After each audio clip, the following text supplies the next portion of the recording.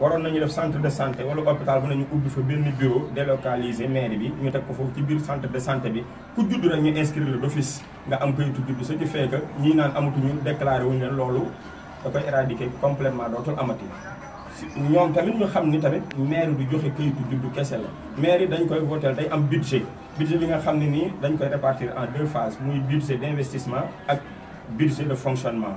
ñun nag li ñu ñaan population mooy nañu fexe ba budget d'investissement ëpp budget de fonctionnement mais bu contraire ba amee rek askan wi dañuy sentir ni maire des na. mais li nga gisee mooy loolu amul fu mu toll nii.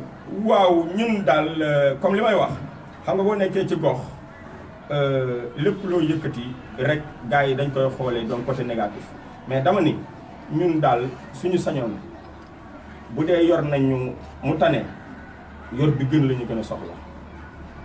te képp ku nga gis ne taxaw na ci population bi nii comme ñun ñi suñu mouvement dañu yaakaar ne même bu yore mi baaxee ñun yaakaar nañu am nañu ay idée wala ay solution yi nga xam ne am nañ bi gën.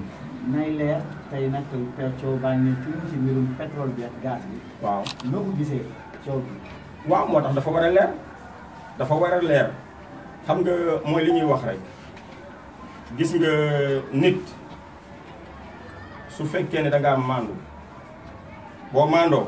da ngay maandu du début à la fin man bu fekkee ni tudd nañu pétrole man su fekkee noonu maay njiitu réew mi maay kilifa gi ñu génn baatu tuuma baaraamu tuuma joxoñ ko ki nga xam ne dafa jege dend ak man pour ma sauver ko damay bàyyi yoon def li nga xam ne moo ci war buñ ko toppee lépp li nga xam ne yoon moom décrété na ko ni lii la rek di nga tax population bi am jàmm ñëpp seen xel leer. mais su fekkee ni tey jii ni processus bi dañ ko commencé bloqué wala ñu indi ci yeneen phase day doon lu nga xam ne nii dañ koy topp à vie dañ koy topp à vie parce que mandat yàggul bu jeexee tamit keneen ku fi ñëw tamit day toppaat dossier bi léegi nag man su ma sañoon conseil bi may joxe nañ bàyyi justice def li nga xam ne nii moom mooy yoon bu leeree ci bopp sénégalais yi rek ñëpp xam ne lii kat lañ doon xalaat bu dee dëgg la yoon def la nga xam ne moo ca war bu fekkee du dëgg aussi tamit ñu bàyyi ko librement moom mu doon un simple citoyen comme tout le monde. nay leer amul ambition locale ndax jël mairie bi ndi élection bokk ma mel ni ñëw. waaw su fekkee ni wax nañ ne amuñu ambition dañuy naxaate am nañu ambition nag parce que sànq ci sama njëlbéenu wax dama ni ki fi nekk li muy def gis nañu ko mais ñun am nañu ay idée ak ay systèmes yi nga xam ne yaakaar nañ ni suñu ñëwee dinañ def plus. doyu leen kon ñu ngi def.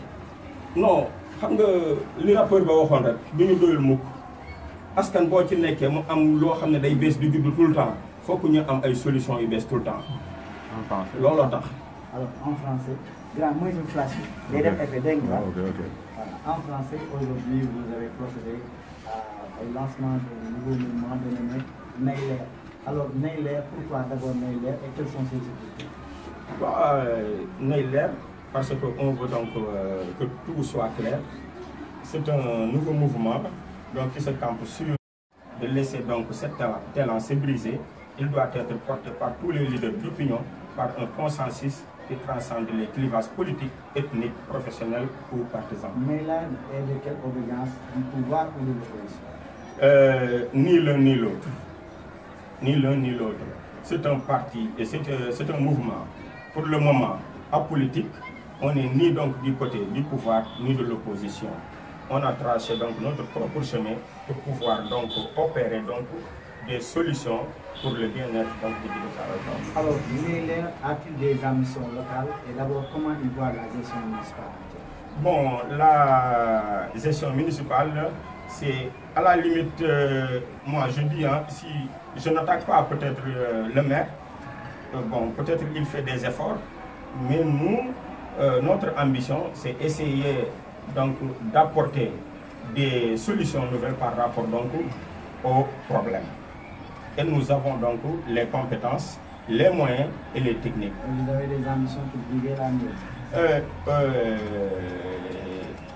Bon, pour le moment, on va mettre donc un point d'interrogation, mais logique est que tout mouvement citoyen donc, qui a donc un sentiment de pitié par rapport donc, à sa population, sincèrement donc, doit avoir des ambitions. Alors, de quoi souffre Guy de Thiaroye?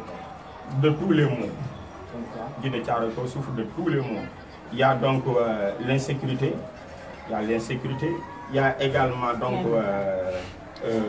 le chômage.